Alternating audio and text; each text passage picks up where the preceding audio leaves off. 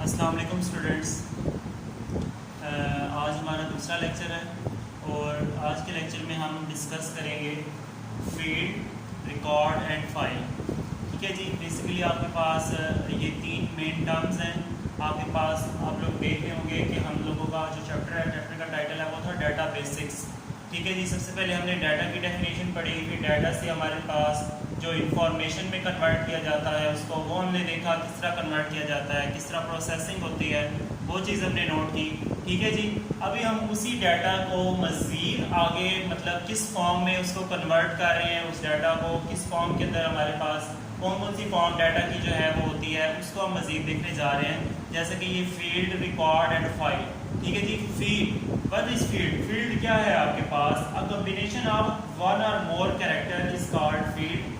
It is the smallest unit of data that can be accessed by the user। ठीक है जी।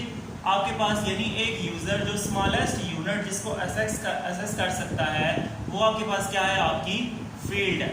जैसा कि for example हम किसी एम्प्लॉय का डाटा जो है कलेक्ट कर रहे हैं। ठीक है जी। हमारे पास एक एम्प्लॉय है, उस एम्प्लॉय का हम डाटा क्या कर रहे हैं? कलेक्ट कर रहे हैं। ठीक है जी। फॉर एग्जाम्पल उसकी कोई आईडी है। ठीक है जी। एम्प्लॉय आईडी है, एम्प्लॉय नेम है, नेम हो गया। उसके बाद उसकी जॉब टाइटल हो गया। ठीक है जी। इस तरह की और भी बहुत सी टर्म्स हो सकती हैं। ठीक है जी। मतलब ये सारी चीजें जो आपके पास ये टर्म्स आपको नजर आ रही हैं, ये आपके पास क्या है? एक फील्ड है। यानी आपके पास एक कॉलम को आप एक फील्ड कह सकते हैं। यानी फॉर एग्जांपल आपके पास अगर एक एम्प्लॉयज का टेबल है तो उसके अंदर आपके पास एक आईडी का कॉलम है। ठीक है जी। एक आपके पास नेम का कॉलम है, एक आपके पास उसकी जॉब टाइटल का कॉलम है। ठीक है जी। तो ये कॉलम जो है ये आपके पास क्या कहलाएगी? एक फील्ड कहलाएगी। ठीक है जी। आपकी बुक के अंदर इसकी एग्जांपल भी नीचे दी गई है जिसमें आपके पास employ ID, name, job title और फ़ोन वगैरह ये सब उसके क्या नाम है डिफरेंट फील्ड जो है वो दिखाई गई है। बेसिकली बताने का मकसद ये है कि आपके पास फील्ड होती क्या है? कोई भी आपके पास स्मॉलेस्ट यूनिट हो सकती है जिसको आपके पास एक यूज़र के लिए असेस किया जाता है। क्लियर होगी बात? अच्छा जी। अब उसके बाद हम बात करते हैं रिकॉर्ड की। अब रिकॉर्ड बेसिकली क्या है? जब आपके पास बहुत सी फील्ड्स मिलकर आपके पास एक रिकॉर्ड बनाती है। ठीक है जी। फील्ड 1 है, फील्ड 2 है, 3 है, तो बहुत सी फील्ड मिलकर आपके पास क्या बनाएंगी? एक रिकॉर्ड बनाएंगी। ठीक है जी। जैसे कि फॉर एग्जाम्पल आपके पास एक एम्प्लॉय का टेबल है। ठीक है जी। उसके अंदर डिफरेंट किस्म की आपके पास जो है फील्ड्स आ जाती है, जैसे employ ID, name, hire date. इस तरह मतलब किसी एक एम्प्लॉय का डाटा नहीं होगा, वो number of employees. For example हमारी कंपनी है, उसके अंदर 100 एम्प्लॉयज काम कर रहे हैं, तो उन 100 एम्प्लॉयज का जो डाटा होगा आपके पास वो एक टेबल के अंदर शो किया जाएगा। ठीक है जी। और वो टेबल आपके पास क्या कहलाएगा? एक रिकॉर्ड कहलाएगा। ठीक है जी। यानी जो आपके पास बहुत सी फील्ड्स से मिलकर आपके पास एक टेबल जो बनेगा, बहुत से कॉलम से मिलकर एक जो टेबल बनेगा आपके पास, वो आपका क्या कहलाएगा? एक रिकॉर्ड कहलाएगा। ठीक है जी। रिकॉर्ड भी बोल सकते हैं उसको। उसके बाद नेक्स्ट हम बात करते हैं फाइल की। फाइल बेसिकली आपके पास क्या चीज़ है? ठीक है जी। अब जैसा कि फॉर एग्जाम्पल आपने देखा कि बहुत सी फील्ड्स मिलकर क्या बना रही हैं? एक रिकॉर्ड बना रही है। बहुत सी फील्ड्स मिलकर क्या बना रही है? एक रिकॉर्ड बना रही है। इसी तरह जब बहुत से रिकॉर्ड्स आपके पास इकट्ठे हो जाते हैं तो वो आपके पास फिर क्या बनाते हैं? एक फाइल बनाते हैं। ठीक है जी। जैसे कि फॉर एग्जाम्पल आपकी बुक के अंदर लिखा हुआ है, a collection of related records as single unit is called file. File is also known as the data set. यानी जिसमें आपके पास बहुत से एम्प्लॉयज का डाटा आ सकता है। ये आपके पास आपकी बुक के अंदर ये एग्जांपल भी दी गई है, आप देख सकते हैं। इसमें आपके पास एक ये रिकॉर्ड है, एक ये रिकॉर्ड है, एक ये रिकॉर्ड है, ये रिकॉर्ड, मतलब बहुत से रिकॉर्ड्स मिलकर आपके पास क्या बना रहे हैं? एक फाइल बना रहे हैं। ठीक है जी। इसके अलावा यहाँ पे ये फील्ड्स को भी हाईलाइट किया गया कि आपके पास फील्ड्स क्या है। यानी आपके पास जो नंबर ऑफ रिकॉर्ड्स होंगे वो आपके पास क्या मिलकर एक फाइल बनाएंगे, नंबर ऑफ रिकॉर्ड्स। ठीक है जी। तो ये क्लियर हो गई बात आप लोगों को कि आपके पास किस तरह आपके पास सबसे पहले हमने डाटा के बारे में पढ़ा, फिर डाटा से हम फील्ड में किस तरह आए, फील्ड का हमने देखा, फिर फील्ड से हम रिकॉर्ड में किस तरह आए, फिर रिकॉर्ड से फाइल में किस तरह आए। आपने देखा होगा कि डेली लाइफ में भी फाइल आपके पास डिफरेंट किस्म की फाइल जो है वो यूज़ की जाती है। ठीक है जी। क्लियर हो गई बात? तो ये हो गया। अच्छा जी। नेक्स्ट हम जो बात करने जा रहे हैं वो हमारे पास है जी file types. File types from usage point of view. ठीक है जी, कि यूजेज के पॉइंट ऑफ व्यू से आपके पास फाइल्स की कितनी टाइप्स हैं, ठीक है जी। तो 3 मेन टाइप्स हैं हमारे पास। नंबर 1 आपके पास आ जाती है master file, number 2 transaction file and number 3 is the backup file, ठीक है जी। तो सबसे पहले हम बात करेंगे मास्टर फाइल। जैसा कि नाम से ही पता चल रहा है मास्टर फाइल यानी आपके पास एक बड़ी फाइल हो सकती है, यानी एक ऐसी फाइल हो सकती है जिसके अंदर आपके पास जो नंबर ऑफ रिकॉर्ड्स होंगे वो बहुत ज़्यादा होंगे। जैसे कि आपके पास आपके बुक के अंदर भी मेंशन है, मैं यहाँ से रीड आउट करने लगा हूँ, page number 4। Master files are used to store the information that remains constant for a long period of time. For example a collection of maintains a master file of all the students। for example आपके पास हमारा college की एक file है, ठीक है, वो master file कहलाएगी, जिसके अंदर आपके पास तमाम जो आपके पास स्टूडेंट्स हैं उनका रिकॉर्ड होगा, ठीक है जी। records of all students, ठीक है जी। यानी आपके पास एक कॉलेज के अंदर या एक स्कूल के अंदर जितने भी स्टूडेंट्स होंगे उन सबका रिकॉर्ड जो होगा वो आपके पास इस मास्टर फाइल के अंदर स्टोर होगा। क्लियर होगी बात? उसमें आपके पास वो डिफरेंट, उसके बाद फाइल के अंदर उसकी डिफरेंट फील्ड्स हो सकती हैं, जैसे कि स्टूडेंट नेम हो सकता है, फादर नेम हो सकता है, एड्रेस, फोन एंड ईमेल। मतलब ये एक ऐसी इंफॉर्मेशन है जो आपके पास मतलब एक बड़े लेवल के ऊपर यूज की जा सकती है, ठीक है जी।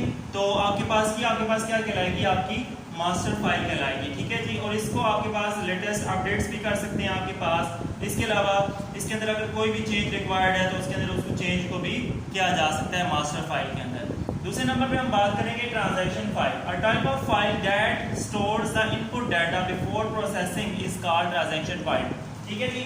अब जैसे कि फॉर एग्जांपल, इसलिए मैं आपको एग्जांपल देता हूँ कि आपके पास आपने कोई ना कोई ट्रांजैक्शन करनी है, जैसे कि फॉर एग्जांपल किसी स्टूडेंट की फी की कोई ट्रांजैक्शन है, ठीक है जी। फॉर एग्जांपल आपके पास मतलब कोई स्टूडेंट है, उसकी आप फी सबमिट करवाना चाहते हैं, ठीक है जी। तो उसके लिए जो आपके पास मेन जो आपको रिकॉर्ड्स रिक्वायर्ड होंगे, मतलब जो आपके पास आपको फील्ड्स रिक्वायर्ड होंगी, जस्ट वो यूज होगी। पूरी की पूरी मास्टर फाइल यूज करने की जरूरत नहीं होगी उसके अंदर। जस्ट आपके पास फॉर एग्जांपल उसका नेम आपको पता होना चाहिए, ठीक है जी। और उसकी आपके पास क्लास उसकी कौन सी है, मतलब क्लास की बेस के ऊपर उसकी फीस डिफाइन की जाएगी और उसकी फी कितनी है, मतलब कि कुछ फील्ड्स जो है वो पता होनी चाहिए आपको, ताकि उसकी बेस के ऊपर उसकी ट्रांजैक्शन की जा सके, उसके अंदर कोई चेंज आ जा सके। यानी ज़रूरत के मुताबिक जितनी फील्ड्स का हम रिकॉर्ड, जितना रिकॉर्ड हम उसका यूज़ करेंगे वो आपके पास ट्रांजैक्शन फाइल कहलाएगी। बैकअप फाइल, जैसे कि नाम से ही पता चल रहा है आपके पास, बेसिकली किस लिए होती है? Type of file that is used to the backup the important data is called backup file. यानी फॉर एग्जांपल आपके पास कोई इंपॉर्टेंट आपकी फाइल है और आप चाहते हैं कि उसका डाटा आपके पास स्टोर हो जाए कुछ टाइम के लिए, ठीक है जी। Is used to store data, ठीक है जी। यानी आपके पास किसी के डाटा को, मतलब आप एक बैकअप रखना चाहते हैं अपने पास कि फॉर एग्जांपल अगर उसके अंदर कोई एरर आ जाता है, कोई भी किसी किस्म का कोई मतलब उसके अंदर जो है मतलब कोई चीज़ खराबी आ जाती है, तो उसके बैकअप के लिए जो आपके पास फाइल मौजूद होगी वो आपके पास क्या होगी? बैकअप फाइल होगी। The data can be recovered from this file and original file is lost और डैमेज। कि अगर आपके पास ओरिजिनल जो आपकी फाइल है वो लॉस्ट हो जाए, डैमेज हो जाए, कोई इसके अंदर मसला आ जाए, तो आपके पास ये बैकअप फाइल जो है ये किसके लिए यूज होगी? उस डाटा को दोबारा रिकवर करने के लिए, use to recover data. Clear होगी बात? यानी आपके पास जो भी डाटा आपके पास फॉर एग्जांपल लॉस हो जाता है, वो आपके पास उसको रिकवर करने के लिए आपके पास बैकअप फाइल यूज की जाएगी। अच्छा जी, नेक्स्ट हम बात करने जा रहे हैं file types from functional point of view. पहले हमने देखा फाइल के हमने टाइप्स को देखा from usage point of view, और अब हम बात करने जा रहे हैं फंक्शनल पॉइंट ऑफ व्यू के हवाले से फाइल की डिफरेंट जो है टाइप्स हैं उसकी, ठीक है जी। तो आपके पास basically functional point of view का क्या मकसद है? आपके पास कोई भी फाइल है आपके पास, फॉर एग्जांपल उसका एक कोई ना कोई प्रॉपर नेम होता है, ठीक है जी, और उसकी प्रॉपर कोई ना कोई एक एक्सटेंशन होती है जिसके अंदर वो फाइल आपकी बनती है, या उसके अंदर आप उस फाइल को व्यू कर सकते हैं, देख सकते हैं, ठीक है जी। जैसे कि आपके पास डेली लाइफ में आप कोई डॉक्यूमेंट की फाइल बनाते हैं, फॉर एग्जांपल आपने वर्ड की कोई फाइल बनाई है, तो उसके साथ लिखा हुआ है .doc, ठीक है। इसका क्या मतलब है? यानी आपके पास वो एक डॉक्यूमेंट फाइल है और वो आपकी फाइल जो है कि एक डॉक्यूमेंट के अंदर ही ओपन हो सकती है, ठीक है जी। इसी तरह फॉर एग्जांपल आपके पास जो है डिफरेंट जो पिक्चर्स होती हैं, उन पिक्चर्स की जो आपके पास आगे एक्सटेंशन होती है डॉट, वो चेंज होती है, ठीक है जी। इसके अलावा और कोई डिफरेंट फाइल्स हो सकती हैं, जैसे कि फॉर एग्जांपल अगर आपके पास एक्सेल की फाइल है तो उसके आगे जो एक्सटेंशन होगी .exe होगी, ठीक है जी। तो मतलब बताने का मकसद ये है कि डिफरेंट फाइल्स की आपके पास जो प्रोग्राम उसके लिहाज से डिफरेंट आपके पास एक्सटेंशंस होती हैं और उन एक्सटेंशंस को सेपरेट जो किया जाता है वो डॉट सेपरेट किया जाता है, ठीक है जी। ये बुक के पेज नंबर 5 के ऊपर जो IT सीरीज की आपकी बुक है, यहाँ पे इसकी डेफिनेशन लिखी हुई है, a file are given proper names from functional point of view, it consist of file name and file extension, यानी उसका कोई ना कोई फाइल नेम होगा और फिर इसकी आगे एक्सटेंशन होगी। The name and extension of a file is separated by a dot, और एक डॉट से उसको सेपरेट किया जाता है। The extension is normally assigned by the software in which the it is created, यानी जिस सॉफ्टवेयर में उसको क्रिएट किया जाता है वही उसकी एक्सटेंशन दी जाती है, ठीक है जी। तो दो आपके पास मेन टाइप्स बताई गई हैं। Type of file that contains the software instruction is called program file, ठीक है जी। इसमें आपके पास क्या होगा, सबसे पहली बात जिसके हवाले से वो कर रहे हैं वो क्या है, सॉफ्टवेयर इंस्ट्रक्शंस, यानी आपके पास सॉफ्टवेयर इंस्ट्रक्शंस का क्या मतलब है, यानी जिस सॉफ्टवेयर के अंदर आपने उस फाइल को क्रिएट किया है उसके हवाले से इंस्ट्रक्शन उसके अंदर दी जाएगी, ठीक है जी। अब program file has extension of .com और .exe, तो इसके अंदर आपके पास या फिर .com हो सकती है एक्सटेंशन, .exe की आपके पास एक्सटेंशन इसके अंदर पाई जा सकती हैं प्रोग्राम फाइल के अंदर। These files contain instructions that can directly be executed by the computer। Number 2 पे हम बात करते हैं डाटा फाइल की। A type of file that contains the data is called data file। अब files are created by the software being used। Different software store data in the data files using different formats, ठीक है जी। यानी आपके पास data को store करने के लिए different आपके पास जो है वो यूज की जाती है फाइल that contains data, ठीक है जी। A file that contains data, यानी इसमें आपके पास किसकी आप एक्सटेंशन की बात कर रहे हैं और इसके अंदर आप क्या बात कर रहे हैं, डाटा की बात कर रहे हैं। क्लियर होगी बात। डाटा फाइल, प्रोग्राम फाइल यानी जिस प्रोग्राम के अंदर वो आपके पास आपकी ओपन होगी फाइल, और उसके बाद डाटा फाइल यानी जो आपके पास डाटा होगा वो आपके पास डाटा फाइल के थ्रू ओपन किया जाएगा, ठीक है जी। ये आपके पास आपकी बुक के ऊपर some examples of the table, एक टेबल के अंदर एग्जांपल दी गई हैं। अगर आप इसको गौर से देखें, बुक आपके सामने ओपन हो तो अगर आप इसको देख सकते हैं पेज नंबर 5 के ऊपर डाटा फाइल के नीचे यहाँ पे डिफरेंट सॉफ्टवेयर्स के नेम्स दिए गए हैं, आगे उनकी फाइल टाइप बताई गई है और फाइल एक्सटेंशन दी गई है, ठीक है जी। जैसे कि फॉर एग्जांपल ये इमेज वाली अगर आप देखें तो इमेज प्रोसेसर में आपके पास फाइल टाइप जो है वो इमेज फाइल है और इसके अंदर डिफरेंट आगे एक्सटेंशन दी गई हैं। जैसे आमतौर पर आप लोगों ने देखी होगी कि .jpg आप लोग इजीली यूज़ करते हैं, .gif भी यूज़ होती है, ठीक है जी। इसके अलावा ये .eps, .pnp, .tif, ठीक है जी। ये डिफरेंट आपके पास को जो है आपको एक्सटेंशन जो है वो आपके पास टेबल के अंदर शो की गई हैं। ये आपके पास एज अ ऑब्जेक्टिव पेपर में आपसे पूछा जा सकता है, लिहाजा आपको ये एक्सटेंशन का पता होना ज़रूरी है, ठीक है जी। क्लियर होगी बात।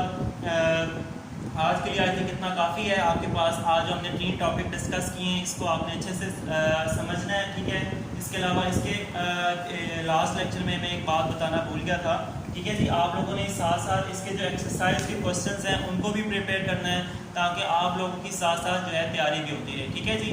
मैंने आपको पहले भी बताया था कि अगर आपको टॉपिक के हवाले से कोई भी प्रॉब्लम है तो आप उससे इनबॉक्स में व्हाट्सएप के ऊपर डिस्कस कर सकते हैं, ठीक है जी, बिला झिझक। और इसको गौर से सुने, तवज्जो से सुने, यही आपके पास टाइम है, इस टाइम को आपने वेस्ट नहीं करना। क्लियर हो गई बात। तो इसको अच्छे से समझना है, अगर कोई भी कंफ्यूजन है तो आप मुझसे डिस्कस कर सकते हैं, ठीक है जी। तो ये आपके पास ये 3 टॉपिक है। बात हो रही थी एक्सरसाइज के क्वेश्चंस की, तो आप लोगों ने देख लेना है कि इस टॉपिक के हवाले से एक्सरसाइज में कौन से क्वेश्चन बनते हैं। मजीद मैं इंशाल्लाह आपको एक्सरसाइज से देखकर आपको जो है सेंड भी कर दूंगा ताकि आप लोग जो है ईजिली उसको प्रिपेयर कर सकें। फिर उन क्वेश्चंस में अगर कोई इशू हो तो वो भी आप मुझसे डिस्कस कर सकते हैं, ठीक है जी। ओके, अल्लाह हाफ़िज़।